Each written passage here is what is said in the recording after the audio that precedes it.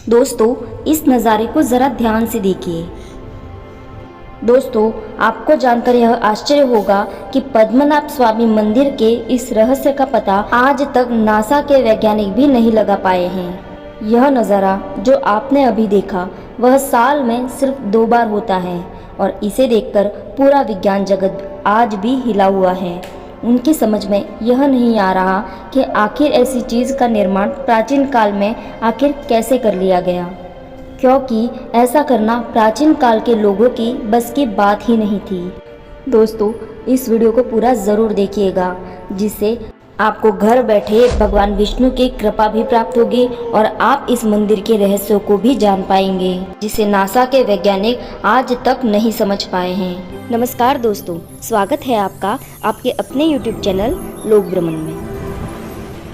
पद्मनाभ स्वामी मंदिर, जो केरल के तिरुवनंतपुरम में मौजूद भगवान विष्णु का एक प्रसिद्ध मंदिर है।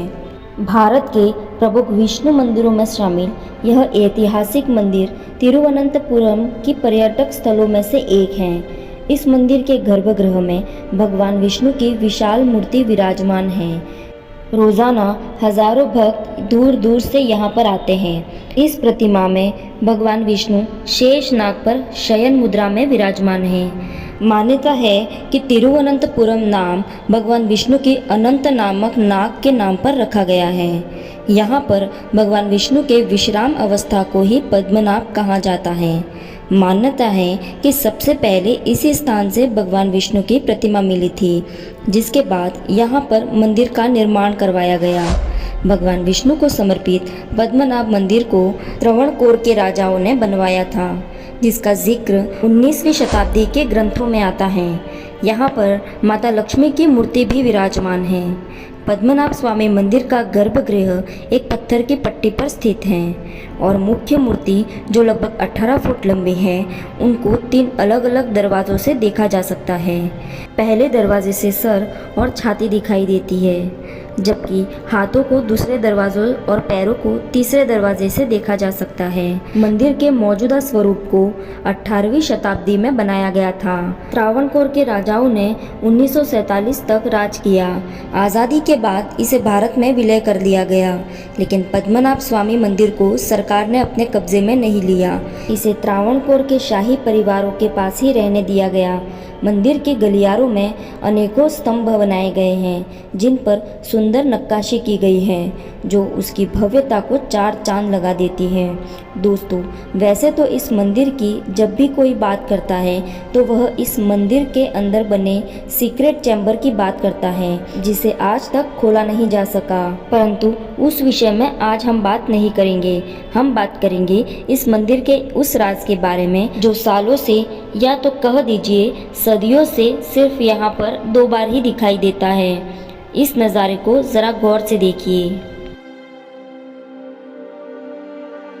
दोस्तों, पद्मनाभ स्वामी मंदिर के इस गोपुरम में कुल मिलाकर 5 छेद हैं, जिसे आप खिड़की भी कह सकते हैं। इस वीडियो में आपको सूरज की रोशनी धीरे धीरे करके इस 5 खिड़कियों में दिखाई देगी।